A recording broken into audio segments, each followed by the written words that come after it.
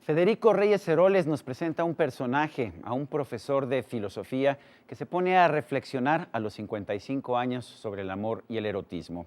En la entrevista con Sarmiento desmenuzamos esta nueva novela, El Abecedario.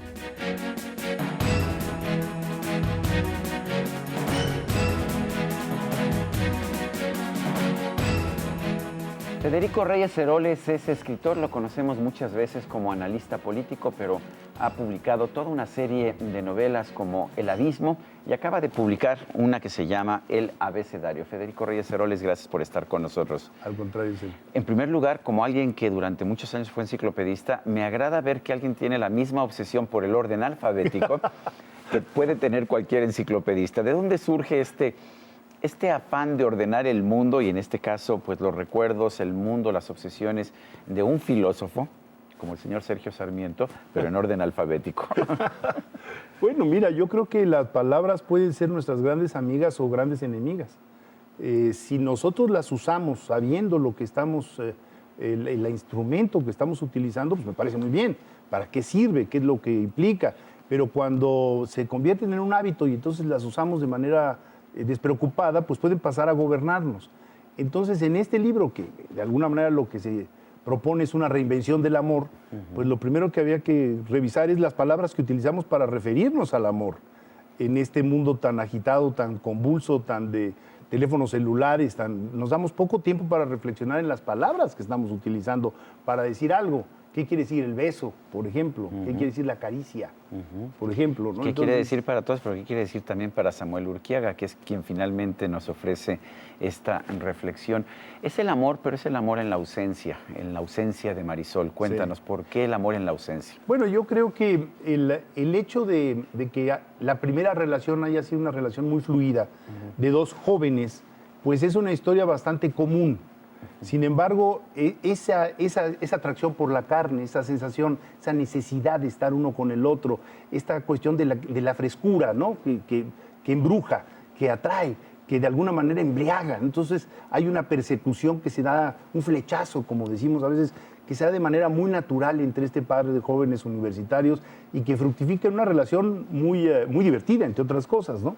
Pero bueno, hay una tragedia y esta tragedia hace que este individuo se quede solo y ya no va a poder reeditar lo que fue un amor juvenil. Entonces la pregunta ¿es el amor o son los amores? Porque no es lo mismo el amor de un joven de 20 y tantos años o de 30 años o de 35 que el amor de un hombre de 45 y que el amor de un hombre de 55. El amor sigue sus propios ritmos y a veces no nos damos el tiempo para reflexionar en qué etapa del amor estamos. Y si queremos reeditar lo que estaba en la primera estación del tren, pues probablemente fracasemos, ¿no? Y a lo mejor estamos dejando de ver las otras estaciones del amor que están pasando en la ventanilla de nuestro vagón y que no estamos apreciando, ¿no? Entonces, bueno, ¿es posible enamorarse de una mujer mayor que uno?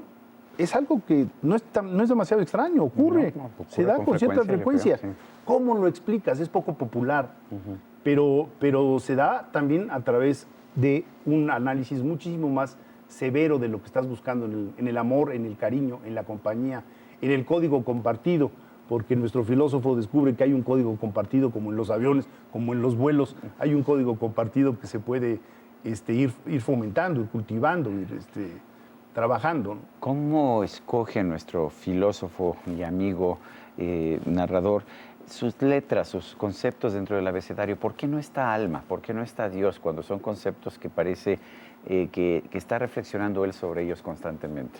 Bueno, te voy a decir alma por una razón muy específica, porque lo traté ya en El Abismo. Bueno, y entonces hubiera sido una repetición. Pero eso me parece una interferencia indebida del escritor sobre el personaje, ¿no? Bueno, de todas maneras siempre se tocan, y tú eres un muy buen lector y lo sabes. También, digamos, mi pasión por Víctor Hugo me ha hecho hablar del alma en varias ocasiones. Es cierto. Entonces Samuel Urquiaga lo retoma desde una perspectiva un poco más lejana, diría yo, ¿no? No quiere entrarle al tema. Dios sí, porque con Dios se mete. ¿Y el que habla solo espera hablar con Dios un día? Sí.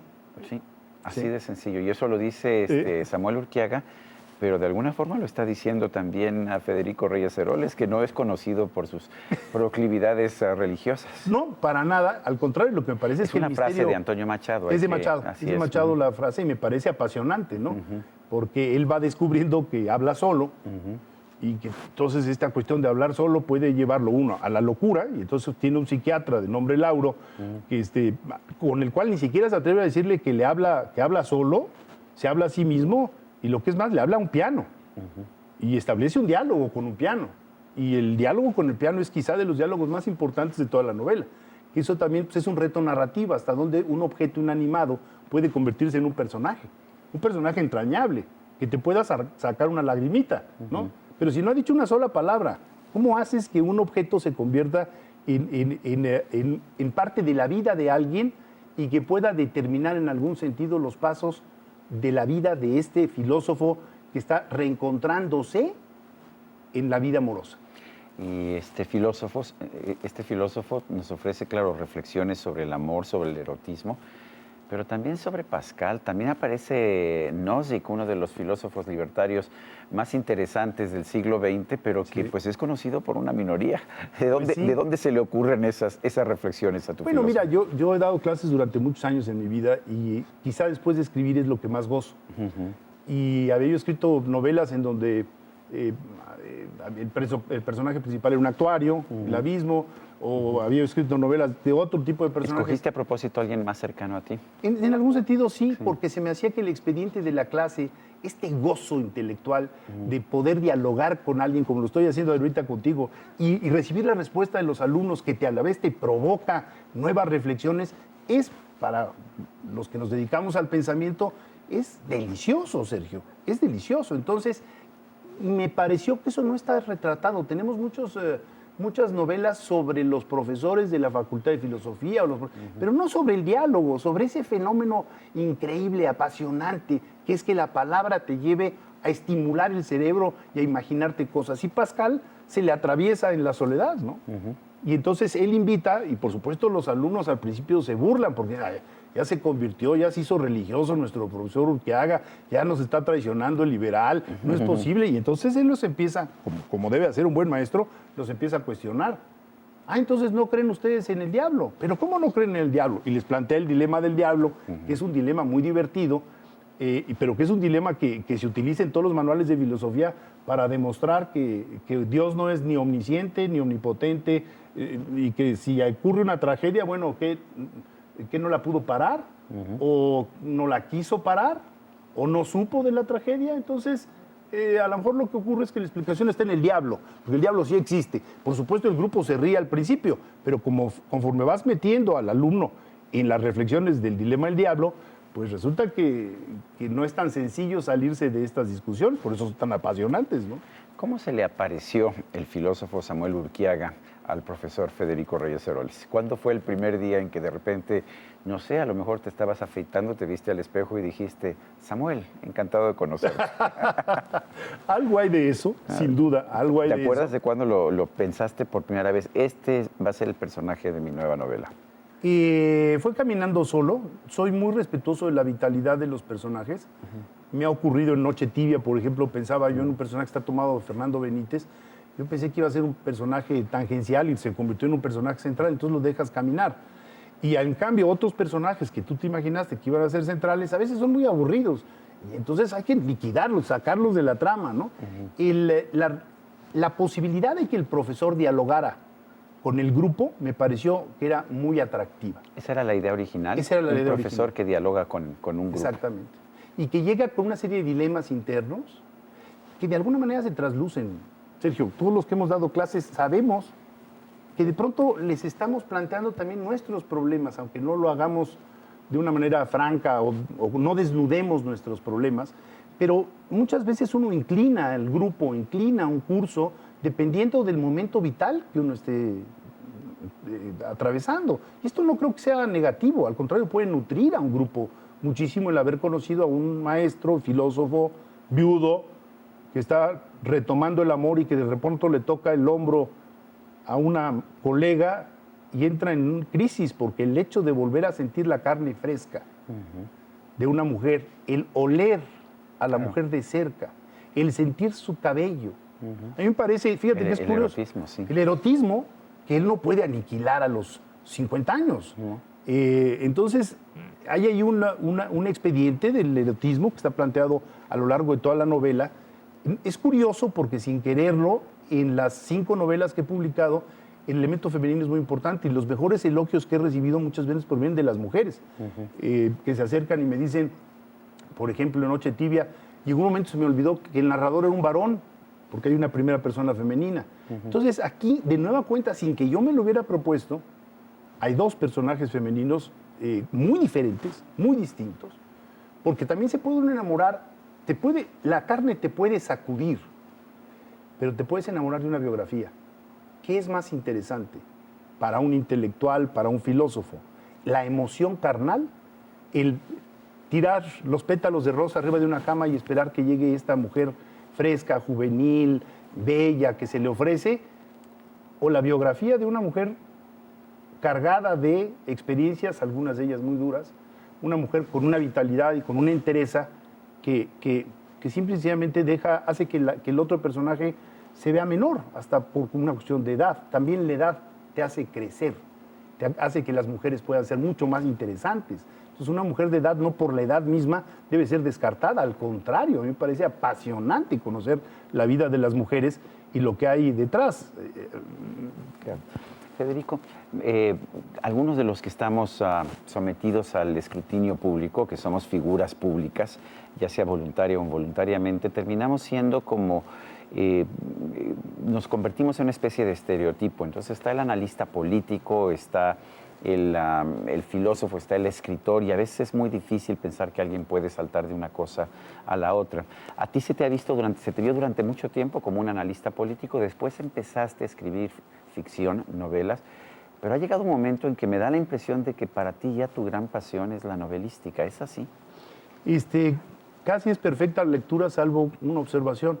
Mi primer libro fue Ante los ojos de Desiree. Es cierto, y me lo habías dicho en alguna ocasión hace muchos años, y sin embargo, como que se perdió en el pasado. Hubo un momento en que la gente se acordaba de Federico Reyes Heroles, que polemizaba, que debatía, que escribía artículos de opinión, que defendía posiciones, y Desiree se había perdido, ¿no? Yo no encuentro que exista demasiada tensión entre los dos mundos. Yo di mucho tiempo epistemología y terminaba yo hablando de la Revolución Francesa a través de Carpentier. ¿Me explico? O sea, nunca me alejé de la literatura. Yo quise estudiar literatura y un día mi padre me dijo, ¿y de qué vas a vivir? ¿No? Bueno. Carlos Fuentes siempre me decía, deberías dedicarte exclusivamente a la novela. Y a mí mi padre me dijo que por qué me dedicaba yo a estudiar filosofía, ¿de qué vas a vivir? Eso fue lo que me dijo. A muchas personas nos han dicho esto, ¿no? Ahora, Carlos decía yo, siempre me reclamaba, me decía, ¿por qué no te dedicas nada más a la literatura? Bueno, entre otros motivos, porque ¿dónde está el financiamiento, no? Y Carlos mismo daba conferencias y Carlos mismo escribía en el periódico. Las letras son las letras. Entonces yo vivo básicamente de la palabra escrita y de la palabra oral y de las clases. O sea, entonces no me he alejado mucho. Ahora, para la sociedad es mucho más fácil poner la etiqueta Sergio Sarmiento, periodista. Así es. ¿No? O Federico Reyes Heroles, analista político. Bueno, si eso les facilita la lectura de uno, pero la sociedad en realidad es mucho más rica, más compleja y más divertida. A ver, Gabriel Said es ingeniero de origen. Es cierto. Enrique Krause es ingeniero de origen. Vicente Leñero es ingeniero de origen. Elian Landino era médico. Por donde le rasques te vas a encontrar con biografías extrañas. Lo mío no es tan lejano. Yo estudié filosofía política y no me he alejado de eso. Ahora, si tú me preguntas si yo me sacara la lotería, ¿qué haría? Probablemente dejaría de escribir en el periódico un tiempo y me dedicaría exclusivamente a escribir libros de ensayo, filosofía o literatura. ¿Pero no echarías de menos el contacto cotidiano con los lectores del periódico? Porque al fin y al cabo, yo llevo 33 años de escribir semanalmente.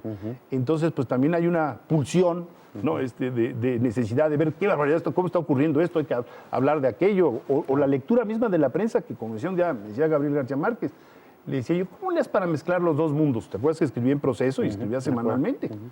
Y entonces me dijo, mira, es muy sencillo, no leas el periódico en la mañana, léelo si estás escribiendo literatura, léelo en la tarde, dice, porque la energía que trae el periodismo contamina de alguna manera la prosa literaria. Entonces guárdate tus energías y mantén, porque son muy atractivos los dos mundos.